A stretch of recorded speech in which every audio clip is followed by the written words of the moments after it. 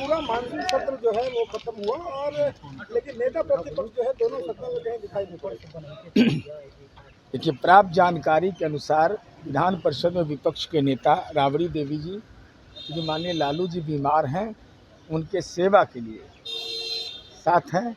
लेकिन लालू जी बीमार हैं, पुत्र तेजस्वी यादव विधानसभा में विपक्ष के नेता हैं, विधानमंडल के नेता हैं, पिछले सत्र में भी लगभग लापता रहे। इस बार तो चक्षु दर्शन भी नहीं हो पाया लोगों का। हाँ, तो मालूम हुआ है कि अमेरिका, ईरान और इजराइल के बीच जो समझौता कराना है, उसमें मध्यस्थ की भूमिका निभाने गए हैं। ये गैर जिम्मेदार विपक्ष का नेता है। वेतन भी ले रहे हैं, सदन में आ नहीं रहे। क्या मेडिकली आप बीमार हैं? क्या आपको क्या परेशानी है? ये तो विधायिका का अपमान का राजनीतिक कुंठित मानसिकता है कि विपक्ष का नेता सदन में नहीं आए।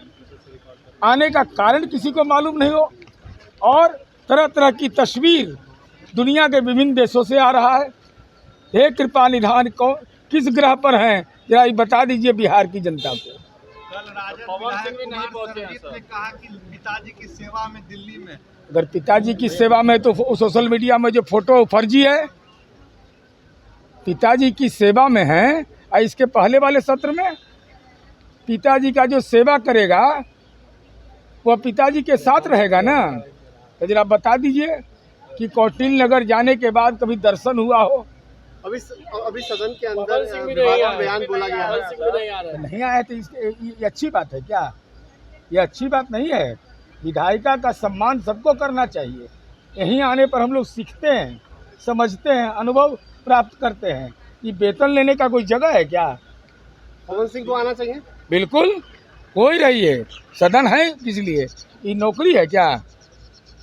भाई इसमें तो गंभीरता से रहना चाहिए। अभी डिप्टी सीएम के सामने आरजेडी एमएलसी ने एक विवादित शब्द का प्रयोग किया है। डिप्टी सीएम देखिए, दुखद है यह। डिप्टी सीएम माननीय विजेंद्र बाबू बहुत सीनियर मोस्ट मेंबर है और हम सब लोग सिद्दीकी साहब का सम्मान करते हैं, रामचंद्र पूर्वे जी का सम्मान करते हैं, राबड़ी देवी जी का सम्मान करते हैं।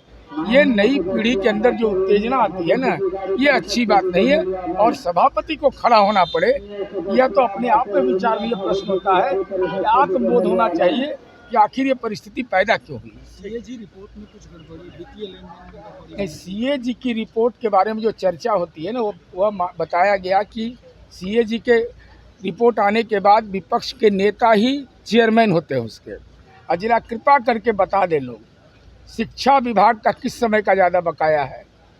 जब रामायण वाले चंद्रशेखर जी शिक्षा मंत्री थे, नगर विकास मंत्री ये थे तेजस्वी यादव, तो इस पर कोई चर्चा नहीं होती है। पंचायती राज भी उन्हीं के जिम्मा था।